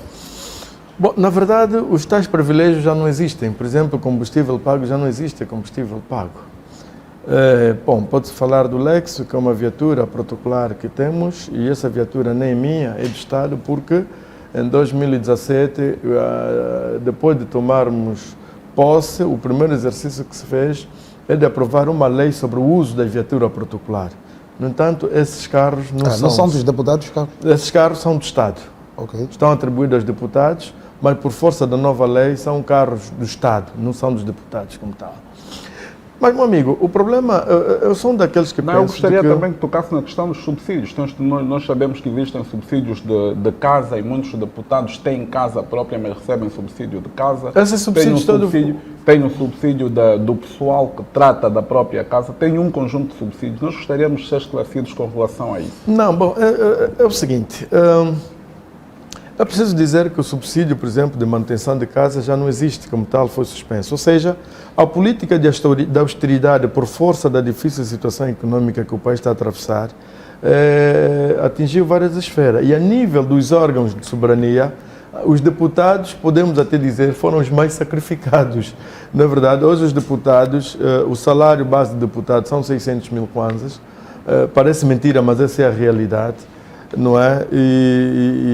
E pronto, depois, não é porque o deputado recebe aquele subsídio, não. Tem um conjunto de funcionários, na verdade, que são, por aí atualmente são 2 funcionários, que é a empregada de limpeza e parece cozinheiro, esses que de facto também o Estado garante o seu subsídio, o salário. Mas, meu amigo, o meu ponto de vista é o seguinte... O que é salutar em todo e qualquer Estado não é olhar simplesmente naquele que ganha mais, é olhar aquele que ganha menos e de que forma que nós devemos resolver. E aquele que nem sequer ganha. E de que forma que deve ser conferida oportunidade a este cidadão para ganhar alguma coisa e aquele que ganha mal, ganhar bem. Mas nós temos um impacto bastante pesado na questão da gestão da Assembleia Nacional, que gasta muito do dinheiro público, e isso passa a ter um reflexo direto naquilo que deviam ser as políticas que visam a dar também, a conferir maior dignidade ao trabalhador público, da esfera pública. Não, isto é um falso problema, sabe por quê? Porque é preciso saber, em toda e qualquer parte do mundo, nós devemos saber encarar bem e olhar bem para os órgãos de soberania. Nós não podemos defender o princípio do igualitarismo a todos os níveis, que aqui todo mundo tem que andar a pé, então que o Presidente da República tem que ter um carro, uma viatura. É preciso olhar para a nossa sociedade sem perdermos o fio, na verdade, da organização política do Estado como tal. E um Estado só é Estado quando tem instituições organizadas. O Estado só é quando tem população, na verdade, o território, na verdade, e as instituições, ou seja, a legislação. No entanto, está subdividido ali o poder político e o que é importante é exigir-se que esses atores resolvam, de facto, os problemas do cidadão. O problema não está, às vezes, no rendimento deste ou daquele. O problema está em resolver o problema de todos. Mas, doutor problema. Por exemplo, a desproporção a nível da Assembleia Nacional acaba por ser um dos elementos que vamos continuar a manter, por exemplo, o salário de 21 mil kwanzas. Quando estou a falar de desproporção, estou a falar... Não, eu falo num conjunto. Eu, por exemplo, para dizer aqui, um magistrado judicial... O MPLA é maioria no Parlamento. Se a Assembleia levar um debate para se discutir o salário nacional, se o MPLA vetar a discussão, então mantém também. Não, eu estou a falar de desproporção nessa perspectiva. Sim, não, obviamente que sim. Nós temos uma maioria qualificada e que tudo o que passa na Assembleia também tem a ver com os interesses políticos. Okay. E infelizmente, com o voto por mão levantada, não se permite o voto consciente do deputado. O voto obedece, muito dele. Nós até já ensaiamos na nossa bancada, cada um votar na base da sua consciência, mas isso não é tradição em todas as bancadas parlamentares. Okay. No entanto, ali às vezes funciona, não é a disciplina partidária, né? E por isso, quando chegar ali, lá está o presidente do grupo parlamentar, vai virar a mão para ver ao longo da bancada se todos votaram ou quem ousou votar contra. No entanto, por isso mesmo que ali passa a vontade, às vezes, da maioria, e temos, infelizmente, uma maioria qualificada. Agora, eu penso que esse é um debate muito interessante, que não deve ser olhado só apenas de forma simples, de que o problema é este. Eu, no meu entendimento, e porque apareceu um problema na altura, um grupo de cidadãos, de jovens, que vieram colocar-nos questões que sobre os avultados salários, por exemplo, que uma determinada estrutura social ganham a nível da nossa cidade. Não interessa aqui dizer que é para não expor o mesmo setor. Mas a nossa reflexão na altura foi de que não se deve combater, na verdade, que estes ganhem bem, mas o que devemos fazer é lutar para que todos ganhem pelo menos minimamente bem. Então, esta é a luta que nós todos devemos segurar. E olhando para as potencialidades naturais que o nosso país tem, nós não podemos avançar e eu chamo isso, talvez, é tentar lutar, na verdade, para irmos ao mínimo.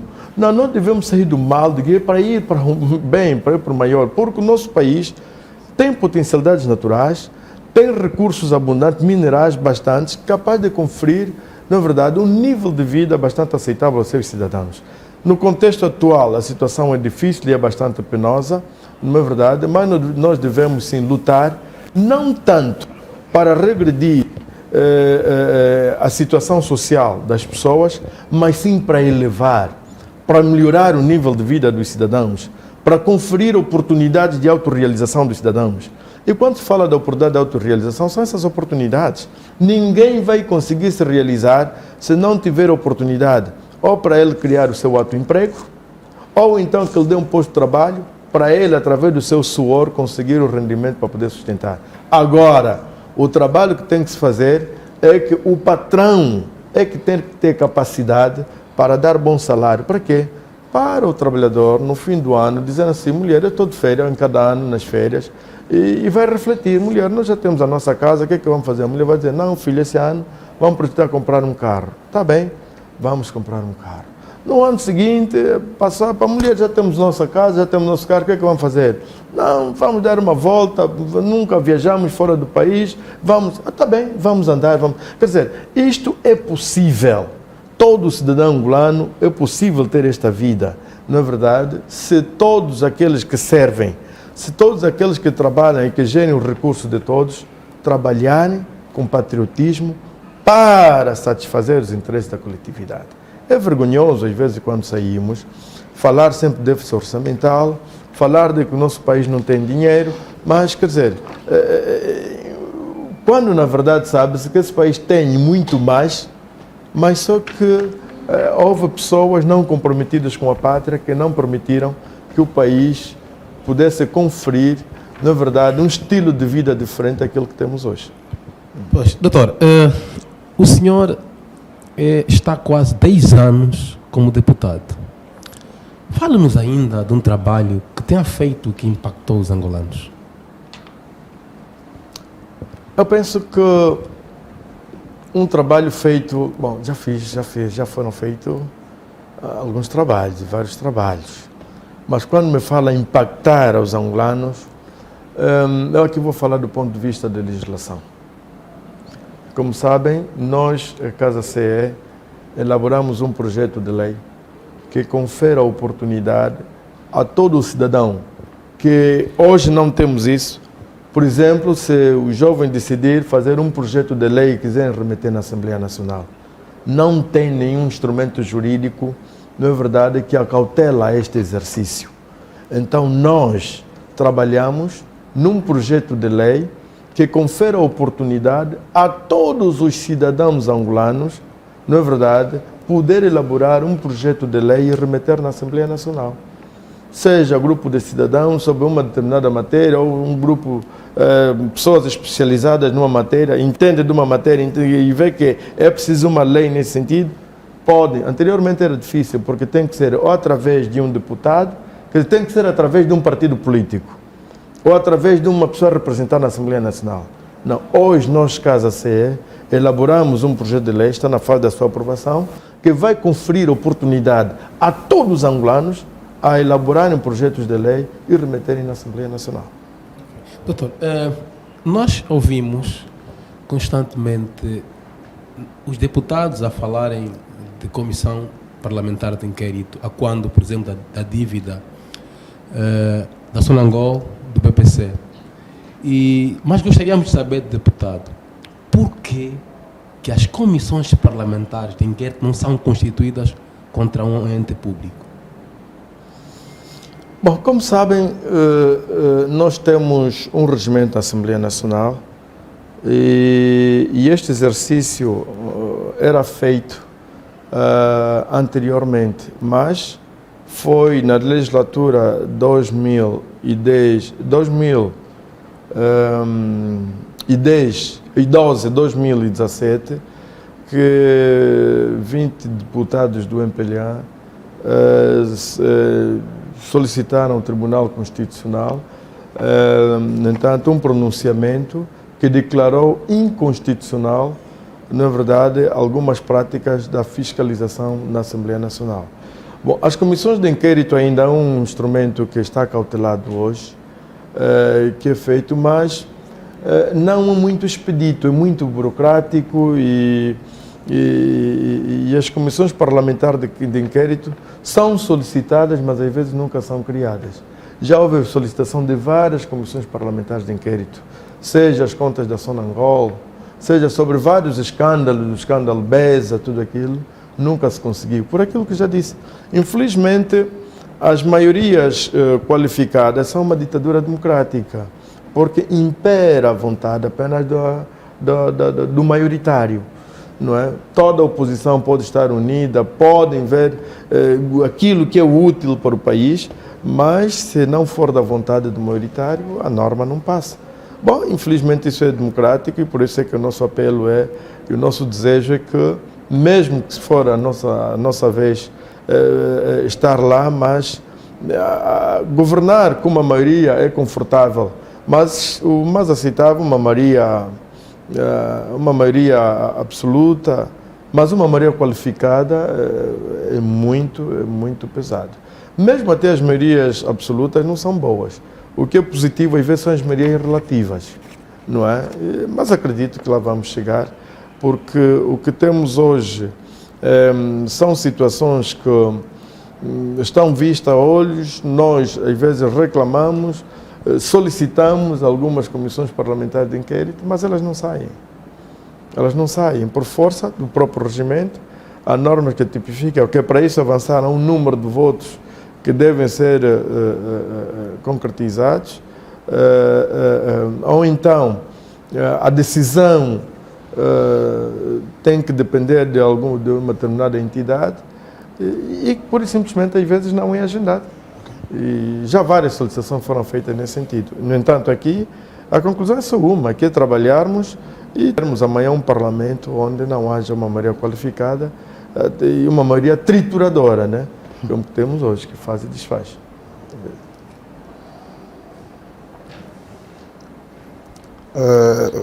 Dr. Amadeu, qual é a sua opinião sobre o combate à corrupção em Angola?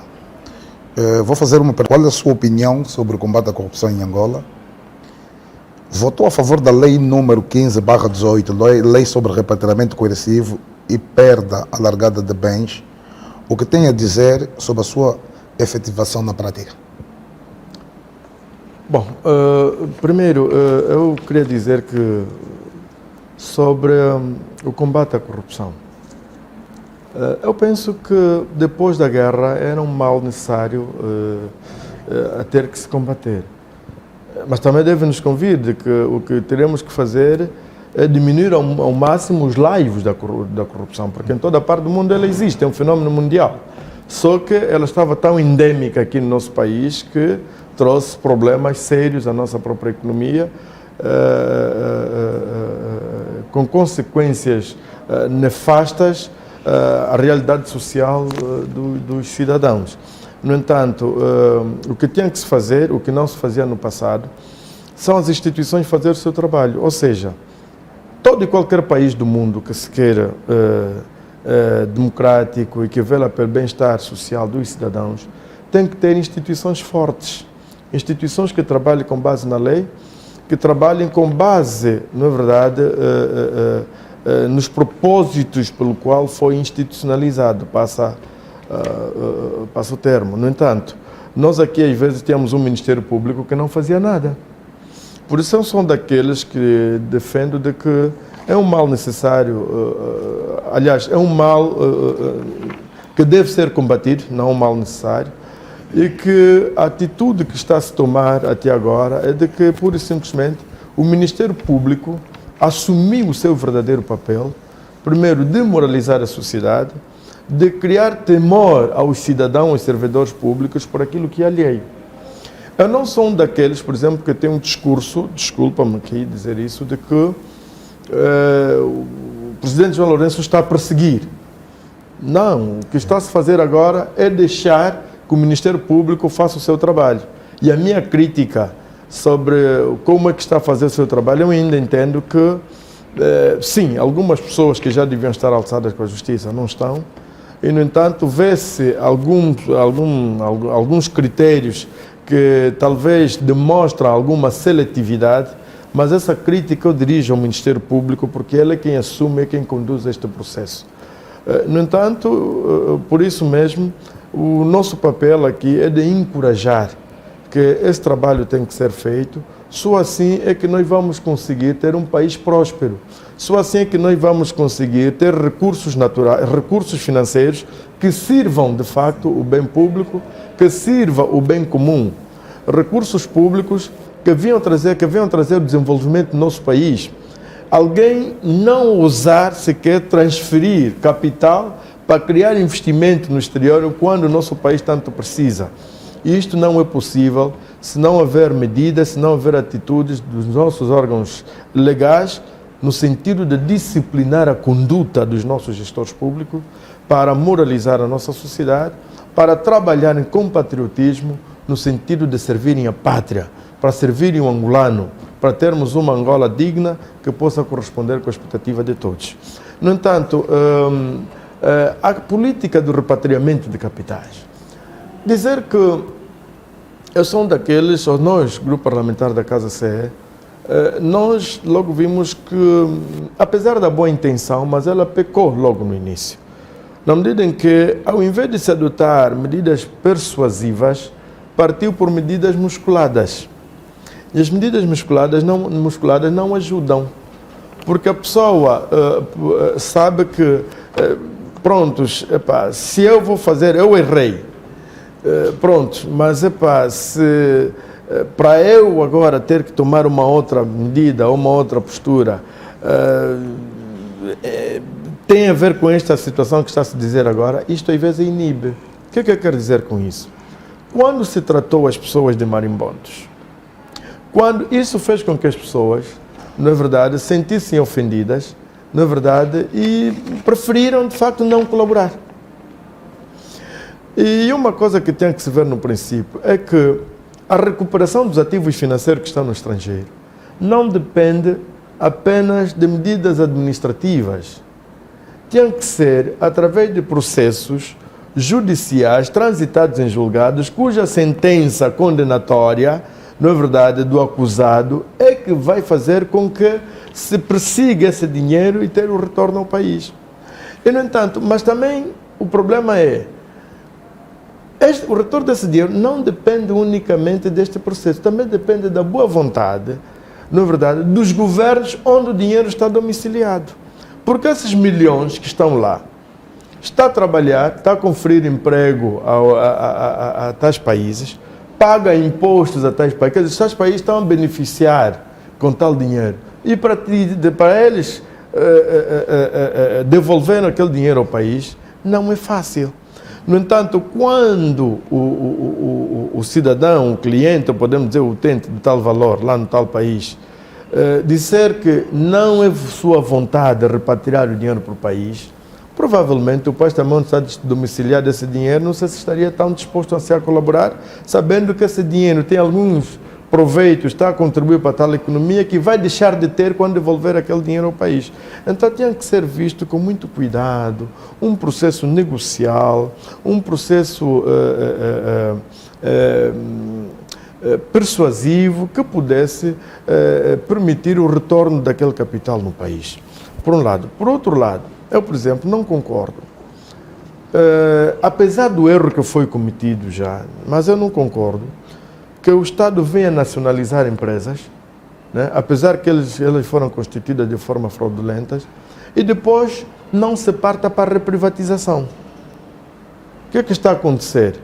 há determinado patrimônio que está a ser recuperado com determinado valor, hoje o Estado recuperou, aquilo está a degradar, já não está no mesmo valor. Há empresas, por exemplo, do setor da comunicação que foram nacionalizadas, que eu não consigo entender. O Estado não é um bom gestor, o Estado é um péssimo gestor. E também aqui há um contrassenso, porque o Estado, o novo modelo econômico que está a tentar se instalar no país, é de haver menos Estado e mais privado. Não é? Por isso é que está a se partir para as privatizações das empresas estatais.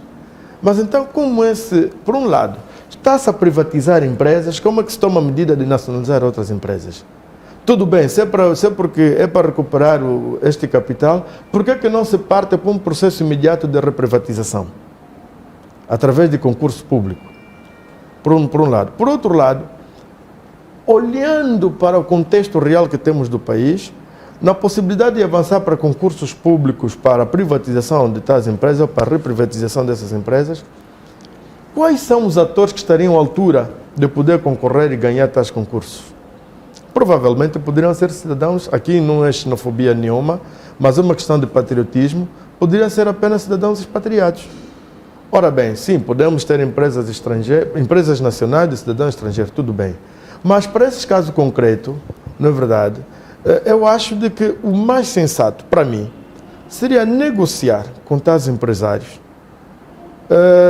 dizer que tem X tempo para trabalhar e devolver ao Estado aquilo que vocês retiraram, e por isso mesmo o rendimento da empresa, 20% será para a vossa empresa, o resto devolvam ao Estado, durante X tempo, mas para manter a dinâmica funcional da mesma instituição. Por quê? Para garantir os postos de trabalho, para garantir o rendimento dos trabalhadores, para garantir a qualidade do fornecimento dos serviços, tudo isto joga. No entanto, quando não se olha para isso, está-se aqui a tomar decisões ou medidas um pouco precipitadas, mas que não deviam ser tomadas assim, a bem da nossa economia nacional e também a bem daquilo que eu diria do empresariado nacional competitivo, e porque até estamos a entrar agora para a zona livre do comércio, nós não precisamos ter o nosso país como um espaço, na verdade, apenas de venda de produtos, na verdade, produzidos em outros países. Nós temos que ser competitivos bastante, temos que produzir aqui para competirmos a nível da região. Quer dizer, nós temos aqui nossos produtos, também irmos vender nossos produtos em outros países, aqui a nível da região. Para isso temos que ter, na verdade, produção nacional. Temos que ter empresários nacionais a oferecer, na verdade, esta capacidade, esta dinâmica do motor da nossa economia. No entanto, eu penso que são alguns elementos que deviam ser revistos e que concorrem, na verdade, para a fragilidade econômica, e por isso mesmo a política do repatriamento de capital não está a atingir o seu êxito como tal, tinha que ser repensado, porque da forma como foi gizado e da forma como está a andar, não concordo. Porque até agora, tirando o fundo do soberano e alguns dinheiros, grande parte do dinheiro está lá fora, porque era quase 30 bilhões de dólares, 15 mil milhões de dólares, que se fala que estava lá fora. O que se restou, que foi conseguido até aqui, talvez ainda nem chega a sequer os 7 mil milhões de dólares, na verdade. Ok. Doutor, tocou na questão do modelo econômico. Enquanto membro do Conselho da República, já em alguma instância tentou dissuadir o presidente João Lourenço do modelo econômico que tem estado a implementar? Não acredita que este modelo é uma ilusão fugaz, daquelas que não vão resultar em coisa nenhuma? Bom, na verdade eu estou há uns dias, há 15, 20 dias, desde que tomei posse no Conselho da República. Ainda não fiz parte de nenhuma sessão do Conselho da República. Mas aproveito a oportunidade para dizer que eu sou daquele que eu me esbati de que a necessidade tem que se rever este modelo. Bom, primeiro, no que está a se tomar agora, por exemplo, de haver menos Estado e mais privado, isto é clássico, e é assim das economias de mercado. Só que, pronto, não está com a mesma dinâmica e, no momento, num contexto difícil da nossa economia. Agora, eu não concordo, por exemplo, com a banda flutuante. Do câmbio. Do câmbio. Quer dizer, isto é para as economias, não é verdade? Economias estáveis, economias onde a produção nacional funciona, naquelas economias em que a dinâmica da procura e da oferta é que vai ditar o mercado como tal. Bom, nós aqui estamos numa situação muito fragilizada, então havia necessidade, do meu ponto de vista, de se tomar algumas medidas ainda administrativas do controle, na verdade, do câmbio da nossa moeda. Acho que, doutor, tinha que se fixar? Eu acho que sim. Nem que pelo menos houvesse a medida que tinham tomado antes, que de uma banda, que deve haver mínimo e máximo. Agora, pura e simplesmente conforme está da procura e da oferta, isto não... A nossa economia está bastante fragilizada, está tanto quanto incerta também sobre o seu futuro, porquanto uma economia que depende de uma única commodity, que é o petróleo, estamos a falar commodity, que é o único recurso, não é verdade, que é o petróleo, basta ver alguma coisa no contexto da política mundial, se o Iraque decidir produzir mais petróleo, é suficiente para ele baixar a $20 e a nossa economia fica completamente desestruturada. No entanto, eu acho de que um conjunto de medidas ainda deviam ser tomadas. E eu sou um daqueles que penso de que a nossa banda, pelo menos, o nosso câmbio deveria ter sido fixado ainda, não devia obedecer, pelo menos, a esta liberdade em função da dinâmica do mercado. É bastante perigoso e não está a corresponder. No entanto, impunha-se uma revisão, na verdade, desta mesma medida. No entanto, há um conjunto de políticas que estão a ser tomadas, que são tomadas, que estão a ser experimentadas, mas que não estão a corresponder. Mas também, para dizer, aqui uma coisa é certa, é que muitas delas decorrem de uma certa exigência, que é do Fundo Monetário Internacional. E nós, na altura, já alertamos que, sim, o Fundo Monetário ele é importante. Ele, sim, tem algumas medidas que ajudam o crescimento das economias. Não, o Fundo Monetário Internacional, ele é um banco. Ele empresta dinheiro e aplica as suas regras. E, no entanto, as suas regras, ele tem exigências que levam à recuperação do capital e nunca para perder. E essas exigências têm um resultado do ponto de vista da política social muito forte e muito penosa para os países, né? Como a questão do desemprego, né? A questão de que são situações que não, quer dizer, aqui o Estado deixa de ter o caráter assistencialista, o Estado deixa de ter aquele caráter social de ver para os mais vulneráveis, porque a política do Banco, do Fundo Monetário Internacional, assim exige. No entanto, por isso mesmo que impunha-se, que tinha aqui que se rever algumas medidas, algumas políticas, porque, pura e simplesmente, vamos avançar, mas, na verdade, aquilo que seria o curial, o desejável, não vamos conseguir. Quando eu falo o curial e aquilo que é desejável, o quê? É o bem-estar social dos cidadãos. A política da boa governação, a política do desenvolvimento econômico de qualquer Estado vê-se no nível de vida dos seus cidadãos. Não pode haver um país rico, não pode haver um país próspero com cidadãos paupérrimos, com cidadãos pobres. No entanto, o que tem que se fazer primeiro é olhar para a esfera social, é olhar para o contexto social das nossas populações, é olhar para a realidade econômica das famílias. Isto é que é fundamental. Neste preciso momento, o que se mede, onde se mede a política da nossa governação, onde é que é? É na mesa. Quanta refeição o cidadão tem por dia?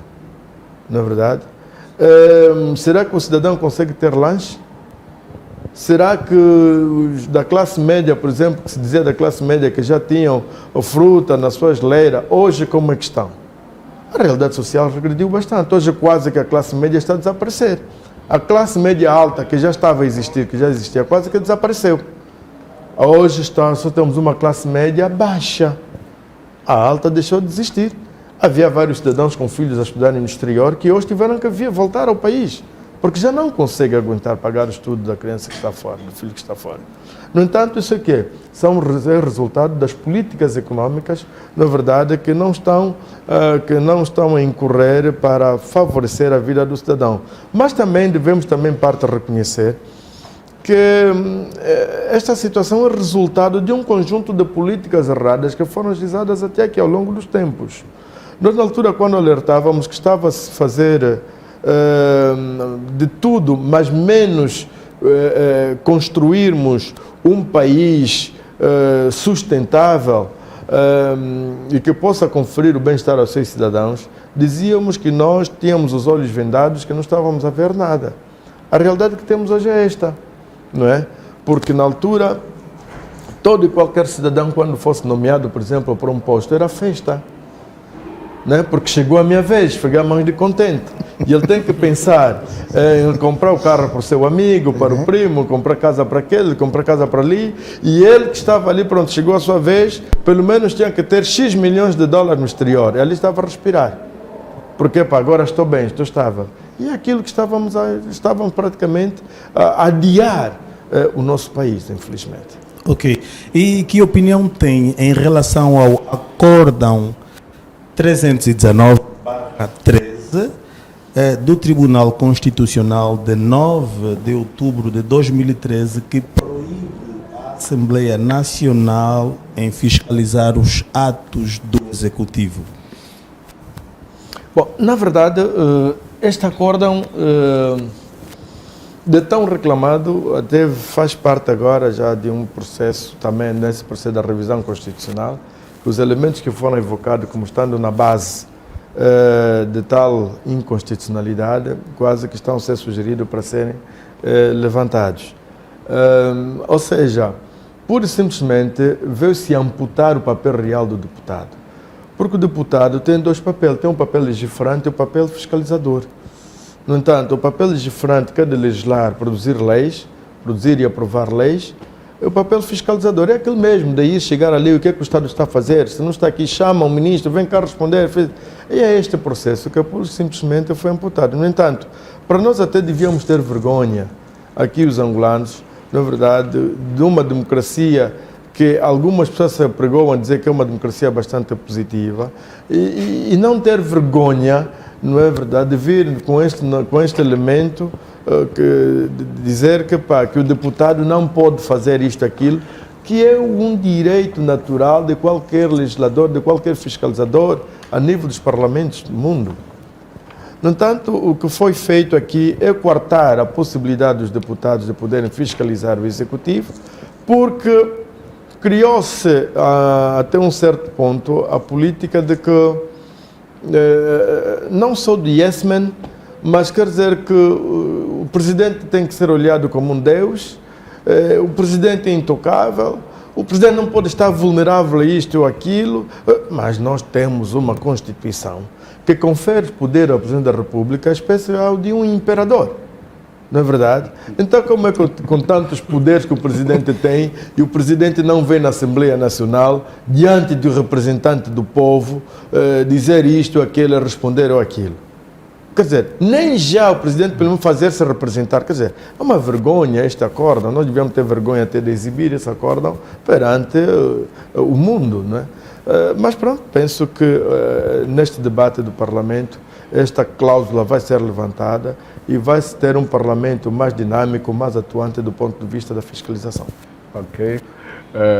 Dr. Fernandes, eu normalmente tenho algum receio com a forma que o país é gerido e fala-se muito daquilo que é a centralização e o excesso de poderes na mão de uma única pessoa.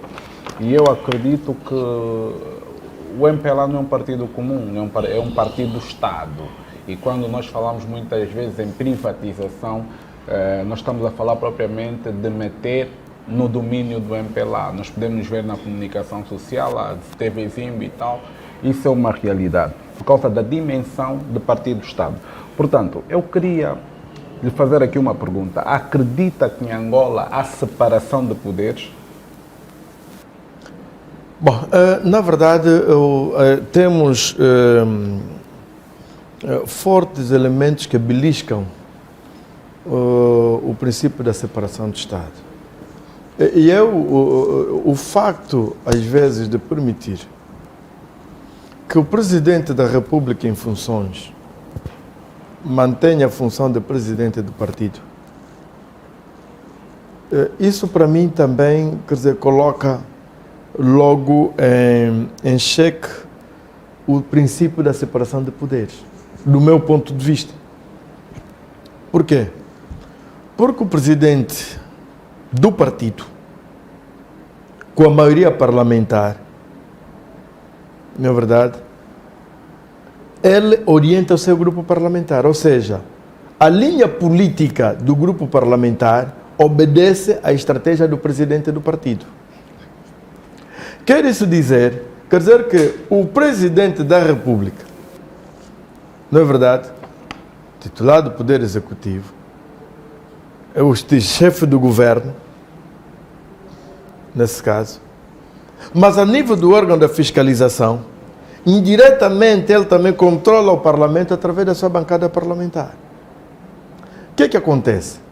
Nos verdadeiros Estados democráticos, onde há verdadeira separação de poderes, o titular do Poder Executivo, ou todos os outros, propõem leis à Assembleia Nacional. Propostas de lei. São propostas que ele faz à Assembleia Nacional. E solicita a aprovação das mesmas. Oficialmente faz isso. Mas, no nosso contexto, por exemplo, o que é que vai acontecer? O Presidente da República tem um objetivo, tem uma necessidade. Eu quero aprovar esta lei. Ao mesmo tempo vai reunir o seu grupo parlamentar, vai dizer, meus companheiros, meus camaradas, esta lei tem que passar. O que é que acontece? Aquele princípio, ao invés de um debate profundo para olhar se esta lei, na verdade, temos que olhar para bem, para olhar para os prós e os contras, às vezes é beliscado porque, por força da disciplina partidária, nós temos apenas que aprovar a lei porque assim o Presidente pediu. Porque o Presidente da República é o mesmo Presidente do partido. Portanto, estamos aqui perante um cenário de que o princípio da separação de poderes, né, é colocado em xeque. Por isso mesmo que para uma grande distância e para o cumprimento disso, do ponto de vista de equilíbrio da gestão de poderes, eu entendo que deveria haver coragem de que o titular do Poder Executivo, infelizmente, não vai ser desta, porque não faz parte do projeto de revisão da Constituição. E depois desse exercício vai levar mais 5 anos. Só depois de 5 anos é que pode-se fazer isso, é que pode-se rever a Constituição. E o nosso regimento da Assembleia Nacional também diz que o debate sobre a Constituição incide necessariamente sobre as propostas da revisão da Constituição. Não podem ser debatidas e discutidas na revisão outras matérias da Constituição, senão aquelas que constam da proposta de revisão. Então, quer dizer que esse é um outro problema que ainda não poderemos ver agora. Então, de uma forma ou de outra, acredita comigo que o MPLA é um partido-Estado? Bom, na verdade, o contexto que temos hoje de partido-Estado, de forma legal, vai-se dizer que foi no passado, quando estávamos no sistema monolítico. Não é? No sistema monolítico é que se diz partido, o partido é o Estado. Não é? E hoje não, o Estado é um conjunto, está sendo definido. O que é que acontece hoje? Temos um partido, na verdade, mas eu diria o seguinte, o contexto que temos hoje é que se dizia que saímos num partido-Estado e hoje estamos num contexto diferente. Há uma outra terminologia que se diz que saímos do partido único e agora estamos na era do único partido. Portanto, aí é que está o problema e a realidade.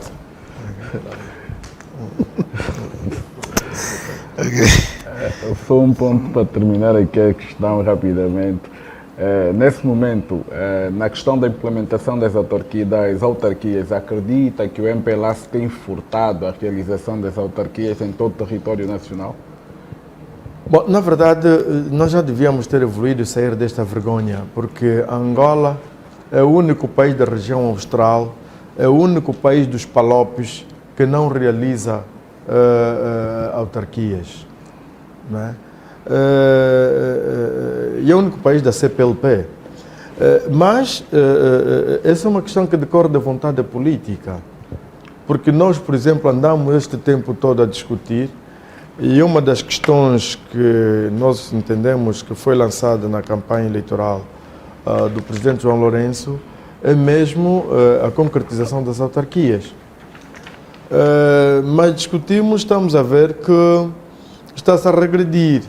Provavelmente está-se agora a estudar por um mecanismo de que vamos primeiro às eleições gerais, ou então, talvez na simultaneidade, não sei.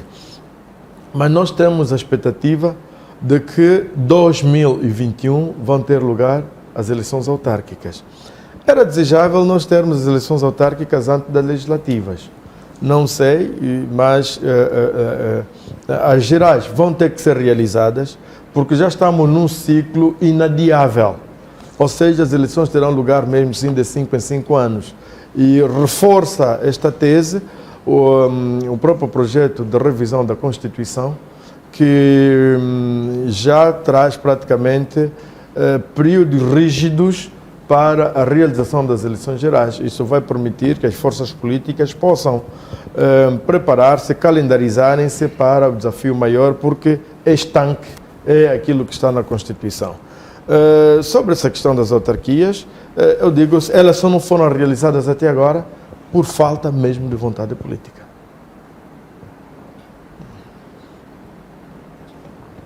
Sim.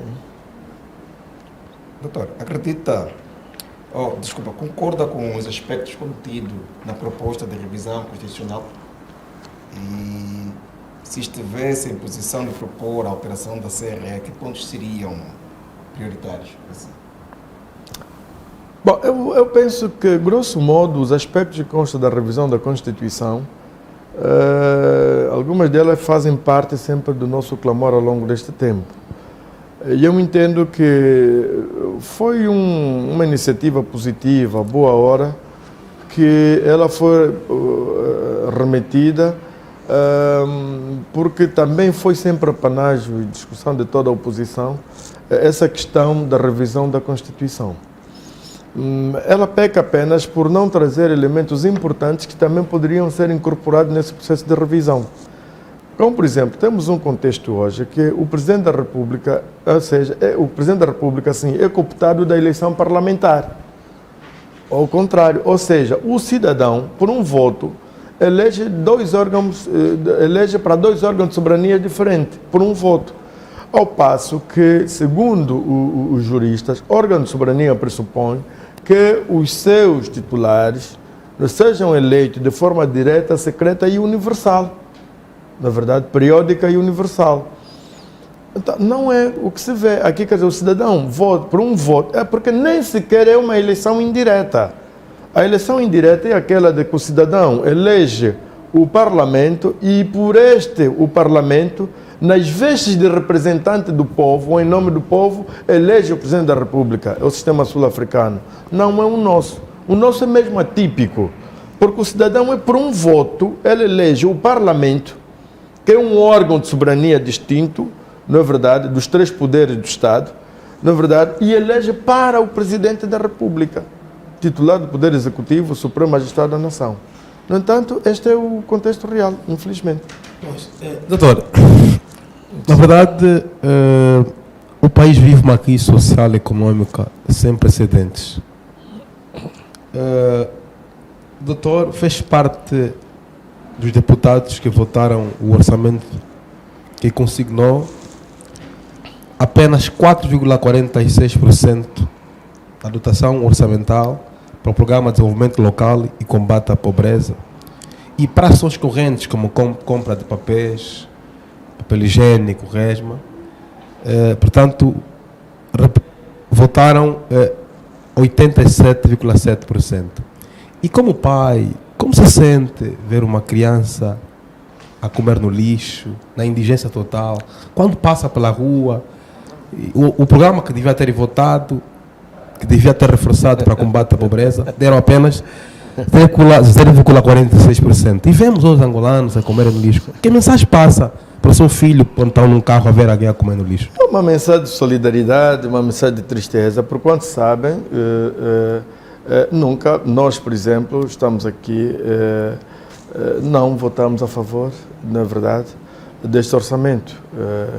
E uma das questões que nós sempre discutimos e debatemos é a necessidade de ter que se potenciar o setor produtivo, no sentido dela poder conferir oportunidade aos cidadãos. Nós vimos que era um orçamento pouco atrativo para a empregabilidade, por isso é que não demos o voto favorável. E posso dizer aqui de que eu olho com muita dor, olho com muita tristeza e dói no coração ver aquilo. Mas infelizmente essa é a realidade que temos. Mas pronto, o país não pode parar, os setores têm que funcionar, o orçamento é aprovado, mas é a nossa luta permanente. Por isso mesmo, quando uns reclamam de que nós, a oposição, nunca votamos, particularmente nós, a Casa C, não votamos favoravelmente a um orçamento geral do Estado, é por esses elementos que foram indicados que sempre tiveram na base da nossa reflexão não positiva para darmos nosso voto sim a um orçamento que não vai dar resposta, na verdade, aos problemas fundamentais do cidadão. E como resultado, é isto aí, ver crianças, e não só, às vezes até pais de filhos, não é verdade, no contentor de lixo, às vezes ali a vasculhar alguns objetos para poder vender e ali buscar pão para dar aos filhos. É uma situação triste que, de facto, é deplorável de qualquer cidadão de boa fé. Doutor Manuel, de 0 a 10, que avaliação faz do consulado do presidente João Lourenço? Bom, eu dividiria isso do ponto de vista em duas áreas. No âmbito da luta do combate à corrupção, eu daria 7 valores. Okay. Mas no âmbito do bem-estar social, da situação social, econômica das famílias, eu daria 3 valores. Dava 3 valores. Na verdade, pessoal, estamos a terminar o podcast 360 graus aqui da Camunda News, Mano Ganks, Isidro, Pique em Gudiacasa, professor Mavenda e Jerônimo Ncissa, Dr. Manuel Fernandes, muito obrigado de facto. Gostou de estar aqui conosco? Gostei imenso. Meus Vem amigos, chinês, foi vem bastante chinês. desafiante. Vem chinês, vais falar, né? Lá, vem chinês. Deu prazer. Porque as pessoas estão em casa, eles não têm noção da equipa a trabalhar. É muito chinês.